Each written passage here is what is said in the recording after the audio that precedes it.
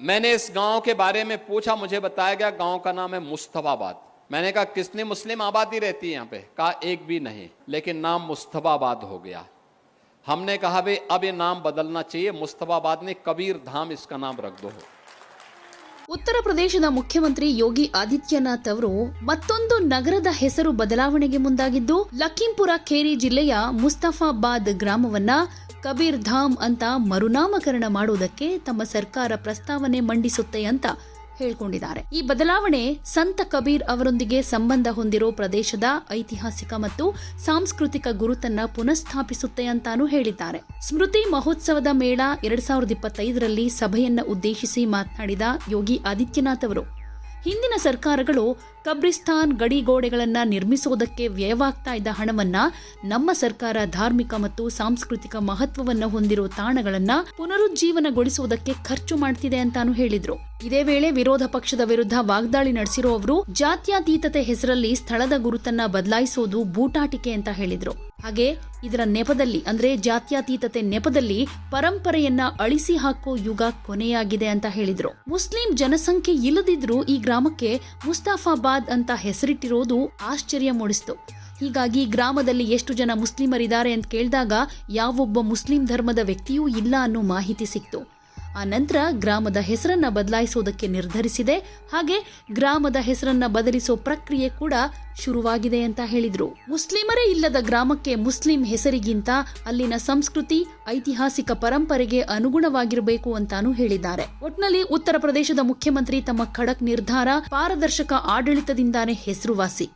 Mafia Raj ಅಂತ್ಯಗೊಳಿಸಿ ಉತ್ತರ ಪ್ರದೇಶವನ್ನ ಅಭಿವೃದ್ಧಿಯತ್ತ ಕೊಂಡೊಯ್ದಿದ್ದಾರೆ. ಇದೀಗ ಹಲವು ನಗರ, ಪಟ್ಟಣ, ಜಿಲ್ಲೆಗಳ ಹೆಸರನ್ನ ಮರುನಾಮಕರಣ ಮಾಡಿದ್ದಾರೆ.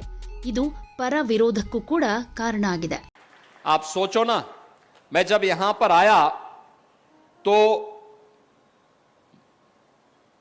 मैंने इस गांव के बारे में पूछा, मुझे बताया गया गांव का नाम है मुस्तफाबाद। मैंने कहा कितनी मुस्लिम आबादी रहती है यहां पे? कहा एक भी नहीं, लेकिन नाम मुस्तफाबाद हो गया। हमने कहा भाई अब ये नाम बदलना चाहिए, मुस्तफाबाद ने कबीर धाम इसका नाम रख दो। हम प्रस्ताव मंगाएंगे, यहां से प्रस्ताव मंगा करके इस कार्यक्रम को आगे बढ़ा देंगे। बहनों और भाइयों, यही है आत्मीयता का भाव। उन लोगों ने अयोध्या को फैजाबाद किया था, प्रयागराज को इलाहाबाद किया था, कबीर धाम को मुस्तफाबाद किया था, और ये हमारी सरकार है, फैजाबाद को अयोध्या बना रही है, इलाहाबाद को प्रयागराज बना रही है, और मुस्तफाबाद को फिर से कबीर धाम स्थल बना करके उस गौरव की पुनर्स्थापना के कार्यक्रम के साथ आपको जोड़ रही है। आप सोचो, आपकी पहचान को समाप्त कर दिया जाए, आपके सामने अस्तित्व का संकट खड़ा हो जाएगा।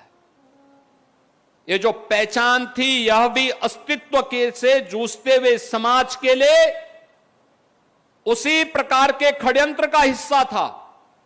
और खासतौर पर इस सीमावर्ती क्षेत्र में तो और भी यह महत्वपूर्ण पड़ता है। लखीमपुर खीरी केवल एक जनपद नहीं, क्षेत्रफल के हिसाब से देखेंगे तो प्रदेश के सबसे बड़े जनपदों में लखीमपुर खीरी की गिनती होती है। सीमावर्ती जनपद भी है, और तब भी इस प्रकार की शरारत करने से लोग बाज नहीं आए। यानी यहां पर भी नाम में भी सेकुलर, इस सेकुलर नहीं, ये पाखंड है, और इस पाखंड से मुक्ति आज के समय में आवश्यक है, और उसी का आह्वान करने के लिए आज हम सब आपके पास आए हैं, आपसे कहने के लिए।